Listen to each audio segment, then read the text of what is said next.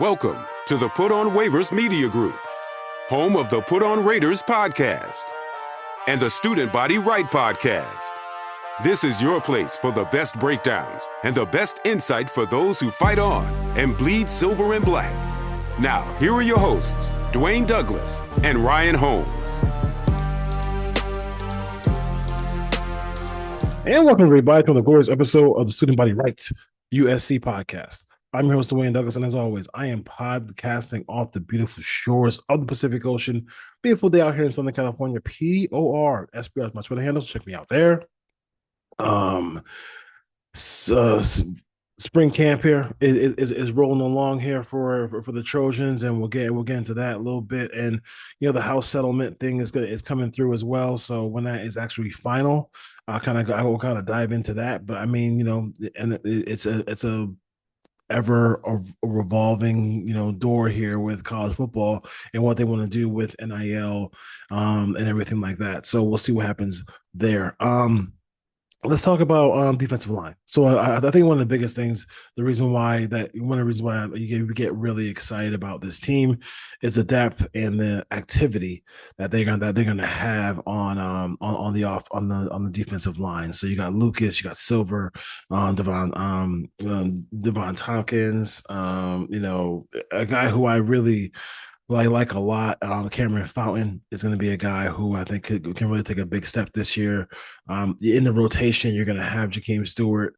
Looks like Lorenzo Kawan is going to be entering the transfer portal, along with we have been on the show for a while, so I think also Adrian. I think Peterson's going to be going to the portal as well.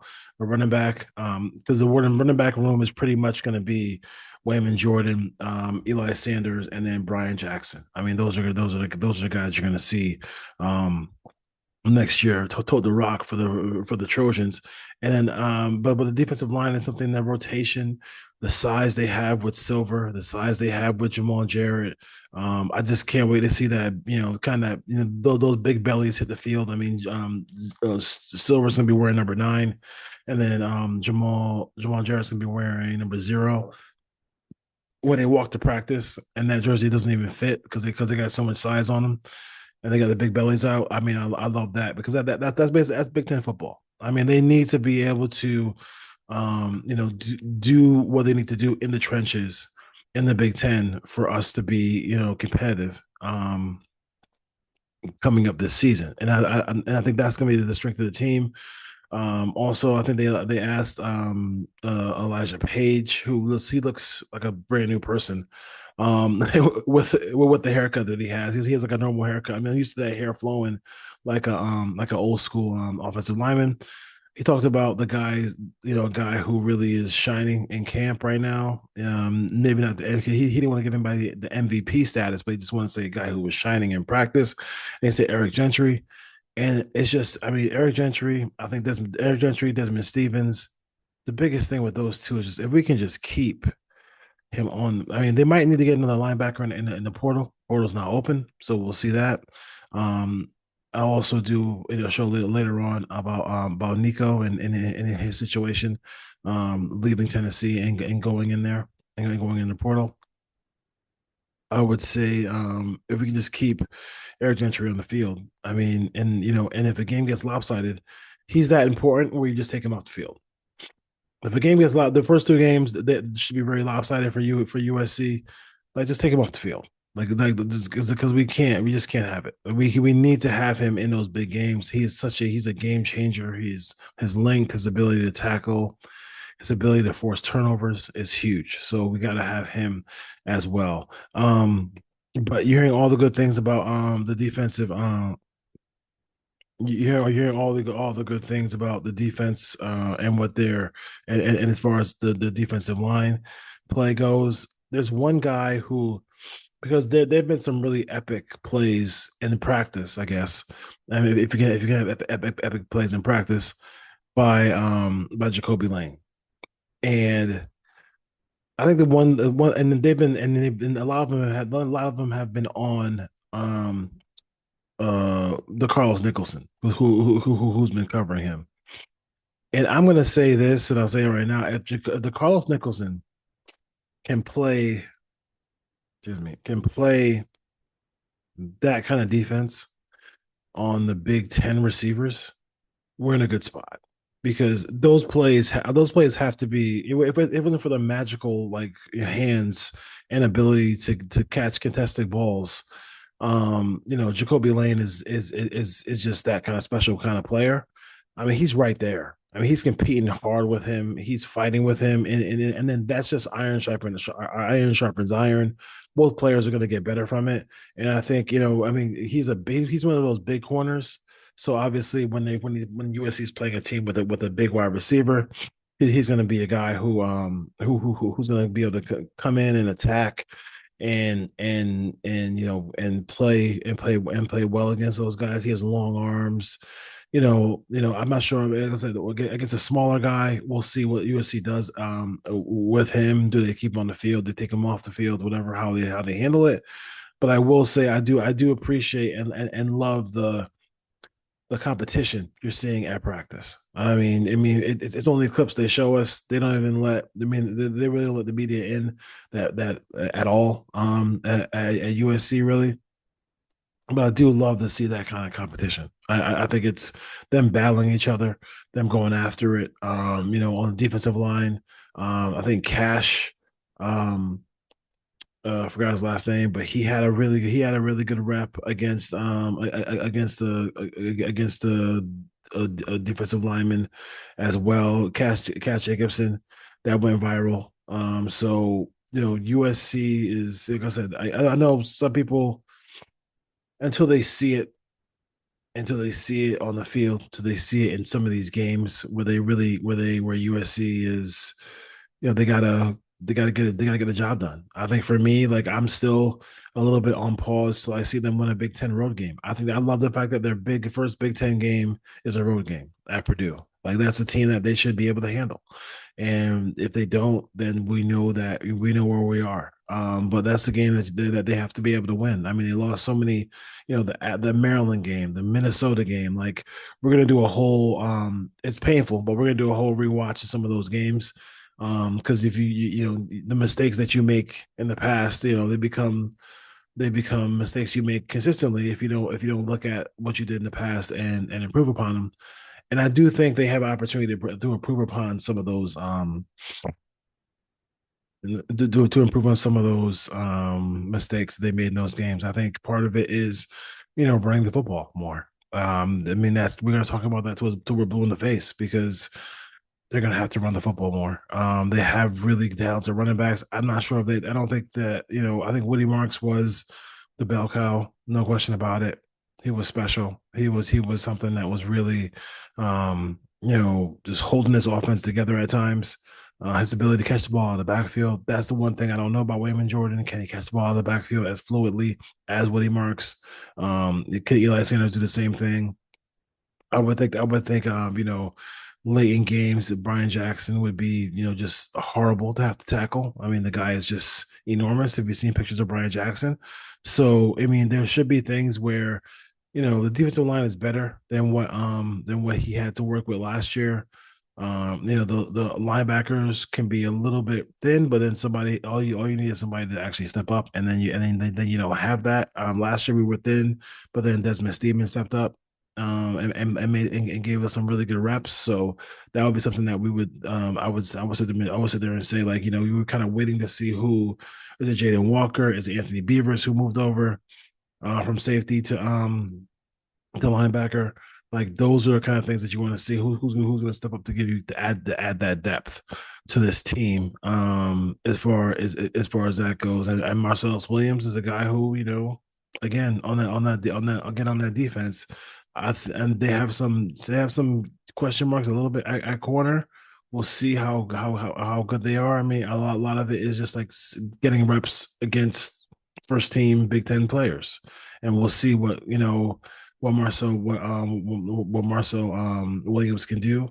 I like the athleticism. I like DJ Harvey coming in as well.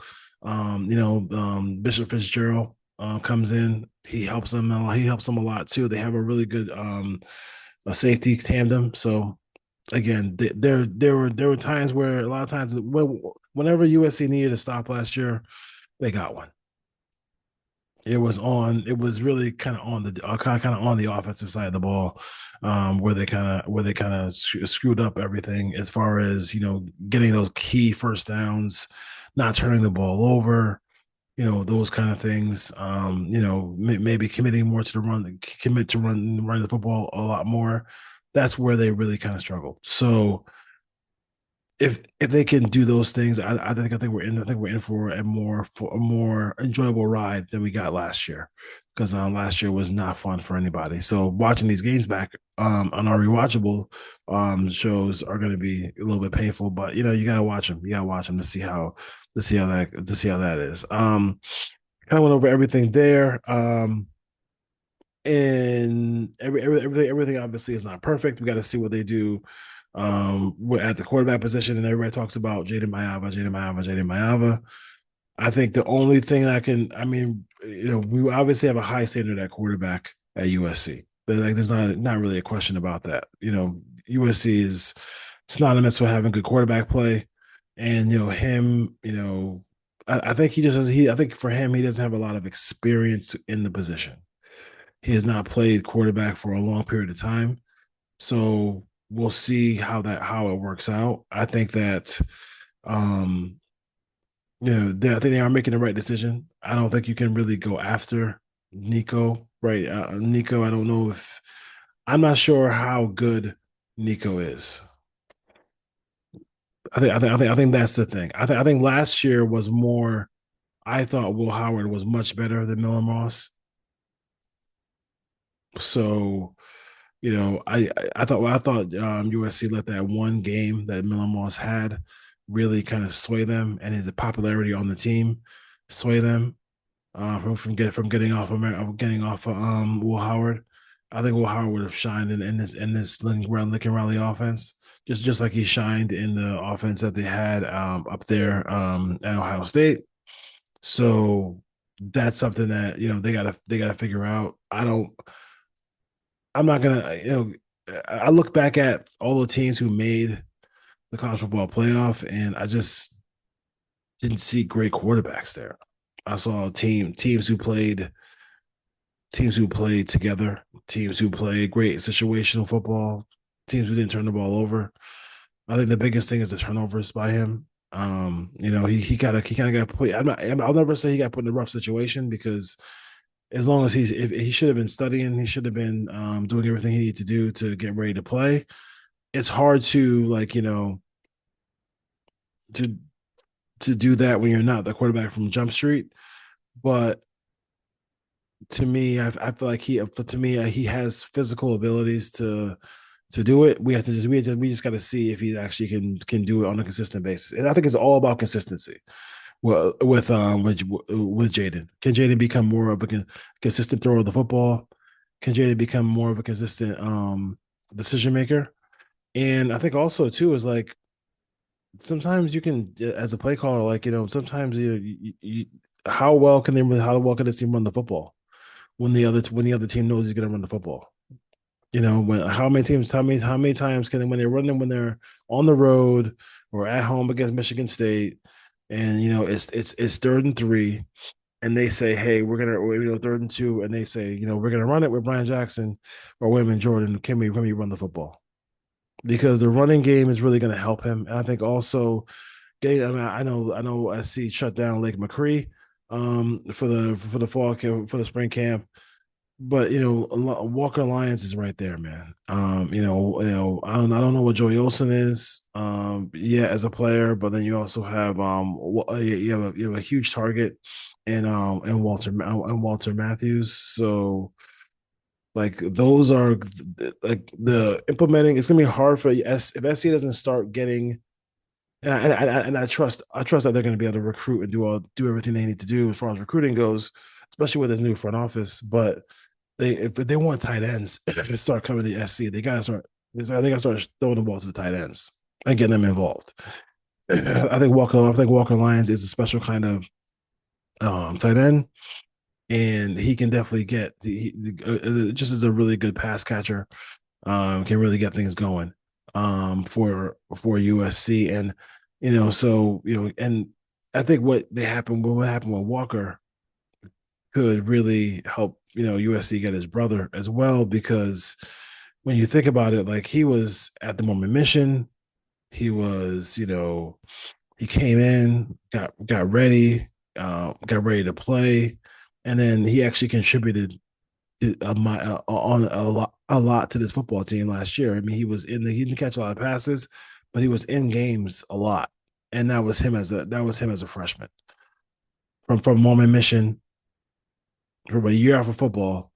They got him physically ready to go out there and play again. So everyone talks about, hey, what happens after Lemon? What happens after Lane? Like, you know what I mean? Like, if any of those guys went down, like, I think this is a time for USC to kind of solidify what they want at that tight end position, so they can have some passes, have some some diversity in their passing game, where they can go ahead and get like the guys like McCree and a guy like Lyons in the ball game, and get that in there early, so defenses have to respect the USC tight ends, because I mean that's kind of the missing piece in the passing game for me. Is, as much as I love Lane, much as I love Lemon, the tight ends can really help Jaden Mayava get things going. And also the running game. I mean, how well are they going to run the football? I mean, it seems that there's times where Lincoln's running the football at, like, 7 yards a carry, and he's still dropping back and passing, which is like something that that analytic group and everybody who they have now there to help him could be like, this next series, you might want to run the football a little bit more.